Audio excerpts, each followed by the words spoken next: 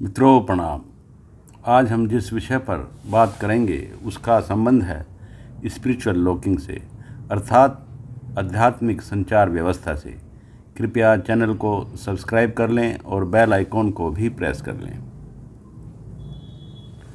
मित्रों, हमारे पास संपर्क के केवल 3 ही माध्यम संज्ञान में आते हैं: स्पर्श, दृष्टि और आवाज़। लेकिन मित्रों, इसके अतिरिक्त भी एक ऐसा शक्तिशाली माध्यम हमारे मस्तिष्क में होता है जिसकी कोई सीमा नहीं, जो अनंत दूरी तक कम्युनिकेट कर सकता है, और वह माध्यम है स्पिरिचुअल कनेक्टिविटी, अर्थात आध्यात्मिक संचार।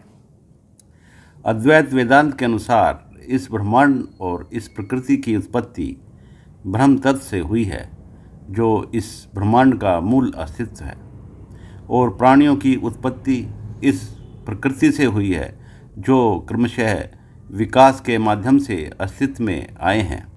प्रत्येक प्राणी और वस्तु को हम 2 प्रकार के अस्तित्वों में बांट सकते हैं। पहले किसी वस्तु या प्राणी का भौतिक अस्तित्व और दूसरा उसका आध्यात्मिक अस्तित्व। यह समझने की भूल कभी नहीं करनी चाहिए कि आत्मा या आध्यात्मिक अस्तित्व केवल प्राणियों में ही होता है। वह प्रकृति की हर वस्तु में विद्यमान रहता है और उसी तरह से कम्युनिकेट करता है जिस तरह से प्राणी एक दूसरे से करते हैं। उसका भौतिक अस्तित्व आकार लिए होता है, परंतु आध्यात्मिक अस्तित्व का कोई आकार नहीं होता। भौतिक अस्तित्व को संचालित करने वाला वही आध्यात्मिक अस्तित्व होता है।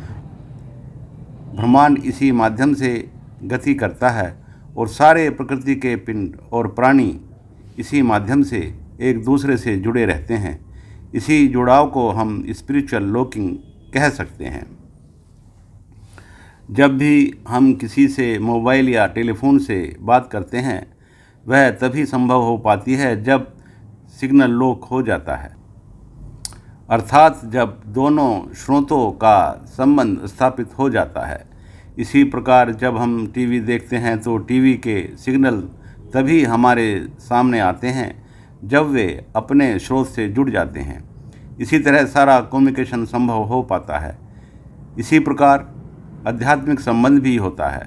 बिना आवाज़ के, बिना दृष्टि के और स्पर्श के जब हमारा मस्तिष्क किसी के साथ संबंध स्थापित करता है तो हम उसको स्पिरिचुअल लॉकिंग या आध्यात्मिक जोड़ कहते हैं।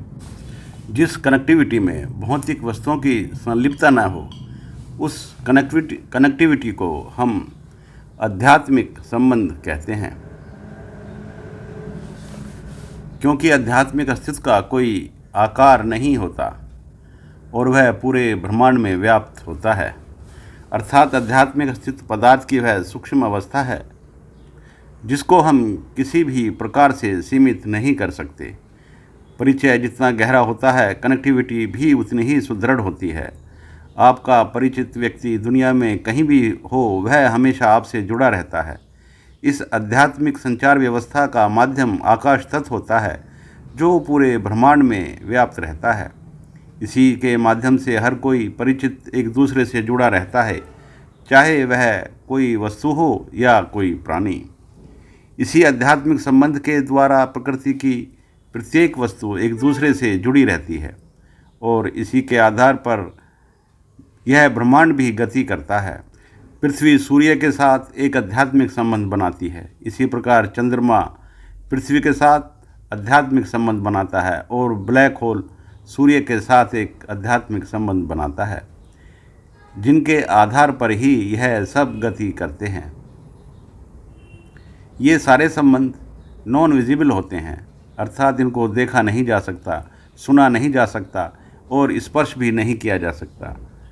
केवल मन के माध्यम से ही अनुभव किया जा सकता है, क्योंकि हमारा मन और मस्तिष्क भी आकाश तत्व के माध्यम से ही एक दूसरे के साथ संपर्क स्थापित करता है, जिसकी कोई सीमा नहीं होती। वह अनंत दूरी तक अपना संबंध स्थापित कर सकता है। आकाश तत्व को किसी भी प्रकार से डिटेक्ट नहीं किया जा सकता, अभी तक तो संभव नहीं हो पाया है। जिस प्रकार ग्रेविटी का हम अनुभव तो कर सकते हैं, परंतु उसको किसी भी प्रकार से डिटेक्ट नहीं कर सकते। इसी प्रकार आकाश तत्व क्या चीज़ है, क्या वस्तु है और उसका क्या आयाम है, इसके विषय में अभी कुछ भी ज्ञात नहीं है।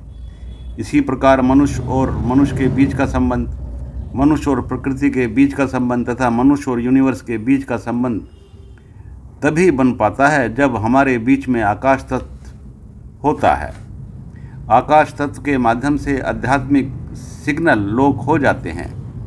यह बात अलग है कि वे सिग्नल उस तरह के नहीं होते जिस तरह के आमतौर पर हम अनुभव करते हैं, क्योंकि न तो उनका दृष्टि से कोई संबंध होता है, न आवाज़ से और न स्पर्श से।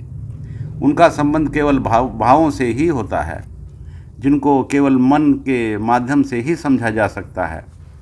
वैदिक विज्ञान और आधुनिक विज्ञान में केवल टर्मिनोलॉजी का फर्क होता है। दोनों का उद्देश्य इस ब्रह्मांड का अध्ययन करना ही है, केवल शब्दावली में ही अंतर आ जाता है।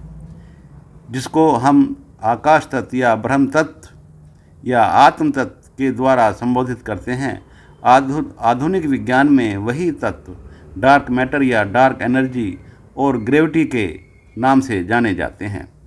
जब प्रत्येक वस्तु ग्रेविटी रखती है तो इसका मतलब है कि वह आत्मा भी रखती है, जिसके माध्यम से उसका संबंध ब्रह्मांड और प्रकृति के साथ बना रहता है। जब बात किसी वस्तु की होती है तो उसके मूल अस्तित्व को हम उसकी ग्रेविटी या आत्मा कहते हैं, और जब बात ब्रह्मांड की होती है तो हम इस तत्व को आकाश तत्व या ब्रह्म तत्व या डार्क मैटर कहते हैं। अद्वैत वेदांत भी और आधुनिक क्वांटम मैकेनिक्स भी केवल ब्रह्मांड के अस्तित्व के विषय में ही बात करते हैं, और उनका उद्देश्य भी एक ही है। जिस प्रकार चंद्रमा, पृथ्वी और सूर्य अपनी ग्रेविटी के माध्यम से अपने भावों को प्रकट करते हैं, उसी प्रकार ब्रह्मांड का प्रत्येक पिंड, प्रत्येक वस्तु अपने अंदर के भावों को प्रकट करती है। परंतु मन के माध्यम से जो भी हम अनुभव करते हैं वह आध्यात्मिक संबंध होता है। उसका आयाम भी अलग होता है और उस आयाम की तरंगें भी अलग होती हैं, जिन पर भौतिकी के नियम काम नहीं करते और जिनकी सीमा भी अनंत है और गति भी अनंत है। आध्यात्मिक संबंध केवल मन की भाषा है, क्योंकि हमारा मन अनंत दूरी तक कम्युनिकेट कर सकता है और कितनी भी दूरी पर अपने मित्रों के साथ संबंध स्थापित कर सकता है। इस प्रकार हम इस संबंध को स्पिरिचुअल लॉकिंग कहते हैं। जिस व्यक्ति के साथ हमारा गहरा संबंध होता है उसके साथ कम्युनिकेशन उतना ही आसान होता है और निरंतर रहता है। इसमें दूरी का कोई संबंध नहीं है।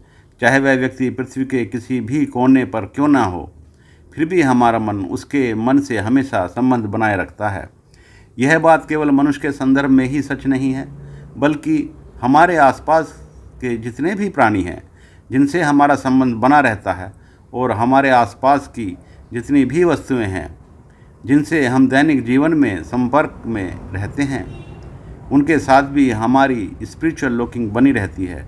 अर्थात हर कोई, चाहे वह वस्तु हो या प्राणी हो, हर समय हमारे मन के साथ जुड़ा रहता है और हमारे मन के भावों को समझता है। धन्यवाद।